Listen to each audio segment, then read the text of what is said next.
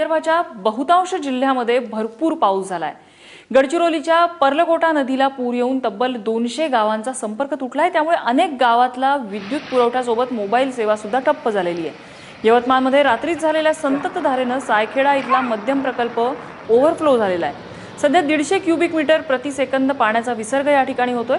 दरम्यान नदी आणि नाल्याकाठच्या गावांना प्रशासनाकडून सतर्कतेचा इशारा देण्यात आलाय।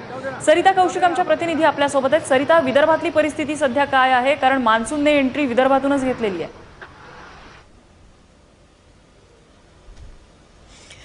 नम्रता, तसं पाहिलं तर विदर्भामध्ये जवळजवळ 3 दिवस एक संततधार अनेक जिल्ह्यांमधनं सुरू होती आणि त्यात जेव्हा काल पाऊस मुसळधार झाला तेव्हा आजची ही परिस्थिती आपल्याला पाहायला मिळते। तू आताच गडचिरोली बद्दल सांगितलं। गडचिरोलीच्या गावांना इन्फ्रास्ट्रक्चरचा हा फटका बसलेला आहे, संपर्काचा फटका बसलेला आहे। मात्र तसा जर का आपण कॅज्युअल्टीच्या दृष्टीनं जर का बघितलं तर विदर्भामध्ये अत्यंत दुर्दैवी बातम्या या चंद्रपूर जिल्ह्यातून येत आहेत। सध्या चंद्रपूरमध्ये पाऊस नाहीये, मात्र ज्याही कॅज्युअल्टीज आहेत त्या आपल्याला चंद्रपूरमध्ये पाहायला मिळाल्या।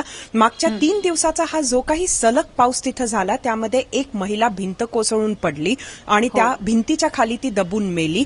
त्याचबरोबर आज सकाळपासून आपल्याला माहितीये की शोध मोहीम सुरू होती। किन्ही नाल्यामध्ये एक कार वाहून गेली, त्यामध्ये 3 शिक्षक होते, एक संस्था चालक होते, त्यातील 2 मृतदेह सापडले आहे। आणि अत्यंत दुर्दैवी अशी बातमी ही आत्ता येते आहे ती म्हणजे इराई धरणाचं जे बॅकवॉटर आहे त्या बॅकवॉटरमध्ये सुद्धा 2 तरुण वाहून गेले होते।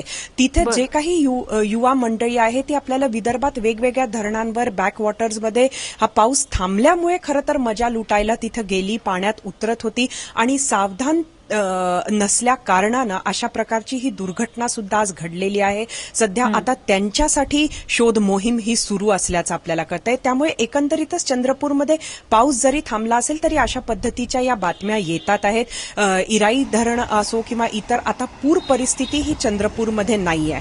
यवतमाळमध्ये आपण पाहतोय की ही धरणं जी ओव्हरफ्लो झालेली आहे, त्याचबरोबर अनेक धरणं ही तुडुंब भरली आहे। सध्या पाऊस जवळजवळ नाही आहे, मात्र आता जर का परत पाऊस सुरू झाला तर अनेक इतर धरणं यवतमाळमध्ये सुद्धा ओव्हरफ्लो होतील अशी परिस्थिती आहे।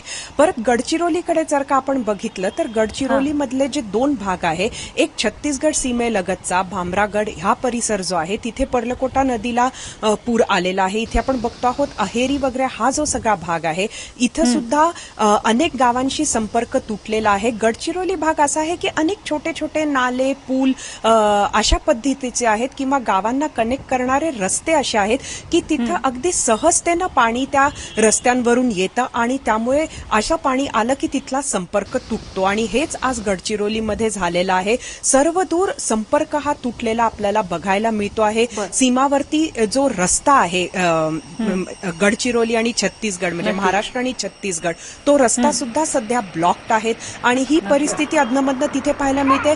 आता अशीच परिस्थिती उद्भवली आहे। सध्या जे रिपोर्ट्स येत आहेत ते मेळघाटच्या धारणी भागामध्ये म्हणजे अमरावती जिल्ह्यामध्ये सुद्धा मेळघाटचा जो भाग आहे तो गडचिरोली सारखाच काहीसा त्यातला इन्फ्रास्ट्रक्चर आहे आतल्या गावांचा आणि तिथे पावसाळा म्हटलं की संपर्क तुटणे हे गावकरी समजूनच घेतात की नक्कीच सरिता, त्यामुळे त्या गावांची सुद्धा संपर्क त्या गावांचा तुटू शकतो।